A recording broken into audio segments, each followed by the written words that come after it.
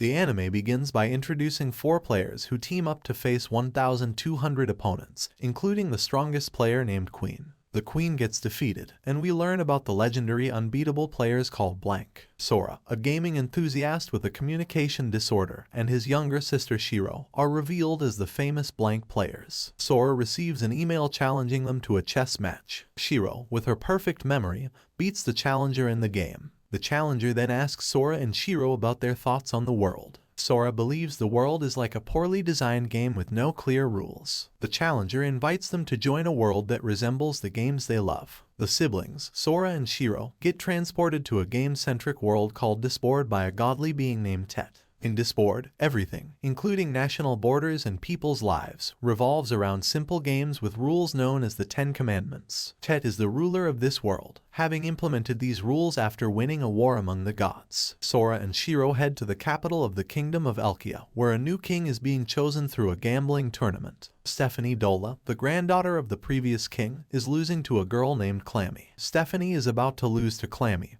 who is also cheating. Stephanie pays Sora and Shiro a visit in their room and blames Sora for her defeat as he did not tell her how Clammy cheated. Sora suggests resolving their differences through another game. Sora challenges Stephanie to a game of rock, paper, scissors, but with a twist, he'll only play paper. If Stephanie wins, Sora agrees to do whatever she wants, even harming himself. But if Sora wins, Stephanie has to do whatever he says. If the game ends in a draw, Sora will give Stephanie a hint about how Clammy cheated, and Stephanie has to do a small favor for the siblings. However, if Sora uses anything other than paper and wins, it's considered a draw. The only way for Sora to win is if Stephanie uses rock while he uses paper. The game ends in a draw, so Stephanie owes them a small favor. Sora asks for the favor of Stephanie falling in love with him, but Shiro scolds him for it. Despite that, Stephanie seems to develop feelings for Sora due to the power of the commandments. When Sora is thrown out of the room away from Shiro, both siblings act strangely, noted by Stephanie as a symptom of them being apart from each other. After visiting the palace, Stephanie shares that humans are called Imanity, while other races are called Ixid.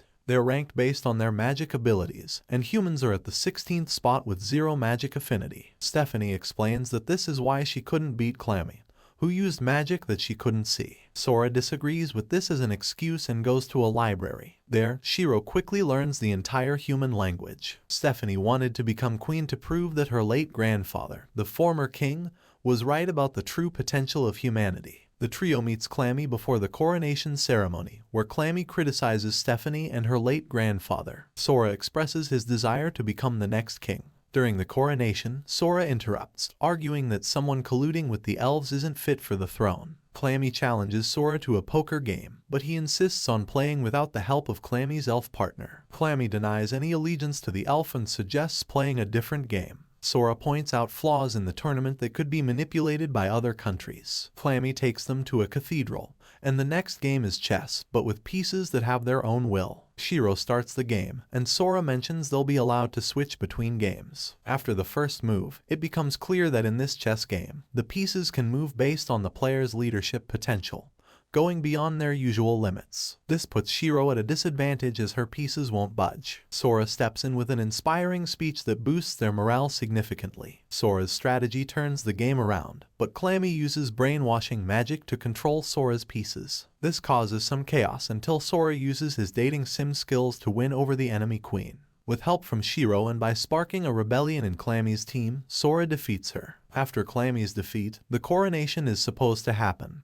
but there can't be 2 kings. Shiro refuses to let Sora be king, fearing he'd create a harem. Sora, in turn, refuses to let Shiro be king just because he doesn't want her to take on that role. So, they have a battle between them, playing 500 rounds of various games. After 158 wins, 158 losses, and 184 ties, plus a card game, they realize that Commandment 7 doesn't say there can only be one representative. So, both Sora and Shiro become kings. They deal with the nation's issues by making the ministers play rock, paper, scissors and telling them to purposely lose. Sora gives a powerful speech about the strengths and weaknesses of humanity, and they receive the race piece, marking them as the sole representatives of their race. They end the speech by declaring war against every country in the world. The duo, Sora and Shiro, are reading a book about Flugals, the 6th ranked race in Ixid. The book mentions that Flugals love knowledge. Sora wonders if he can win them over with knowledge from his previous world. Then, the god Tet appears and asks their thoughts about this world. Sora likes it and asks if simple games could make someone a god. Tet replies that to challenge a god, one must defeat all the other races. So, Blank's new goal is to conquer the world. Stephanie interrupts them in a rundown room after their long reading session. Stephanie challenges Sora to a game of blackjack. If she wins, Sora has to become a better person. Sora figures out Stephanie's cheating, turns the tables by counting cards, and wins. Later, the new kings, Sora and Shiro, go out in the community and talk with people, and Stephanie, who lost a game earlier, wears a dog costume because of defeat. Sora talks about the werebeasts. Stephanie realizes the duo wasn't just hanging around.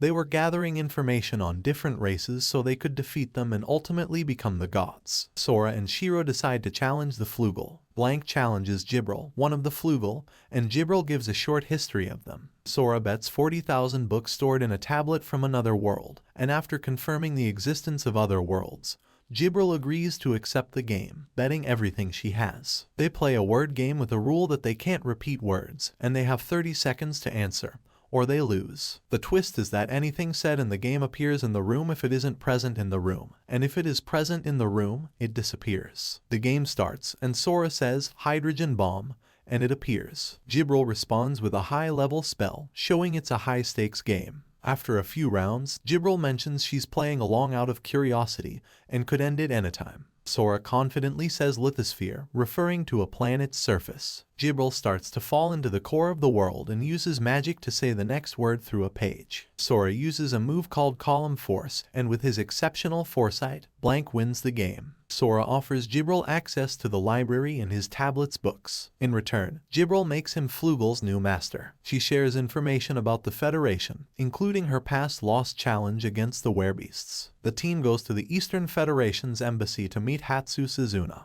Ino, who guides them, is revealed to be Izuna's mind-reading grandfather, a rumored ability among the werebeasts. Sora claims he wants to challenge the werebeasts, betting on Izuna's and Stephanie's panties. However, it's a test to check if the werebeasts can truly read minds. He thinks the werebeasts use cold reading, utilizing their sharp senses. Sora challenges the werebeasts, wagering all of humanity and his race piece. Losing the race piece means the race becomes like animals with no connection to the commandments. Despite the upset in the country, the game continues as long as Blank represents them. Sora casts a special spell on Stephanie before the game. The Kingdom of Elkia, represented by Sora, Shiro, Stephanie, and Jibril, faces the Federation represented by Izuna. Flammy and Fi watch closely to prevent cheating by the werebeasts. The game is set in a fictional place resembling Tokyo, where players use love guns and bombs to shoot disappearing women, gaining their love power as ammo. However, if Izuna shoots the team, they become her love slave. The goal is for Izuna to surrender. Shiro and Izuna are competing against each other. Shiro pressures Izuna, who tries to escape by jumping off a building.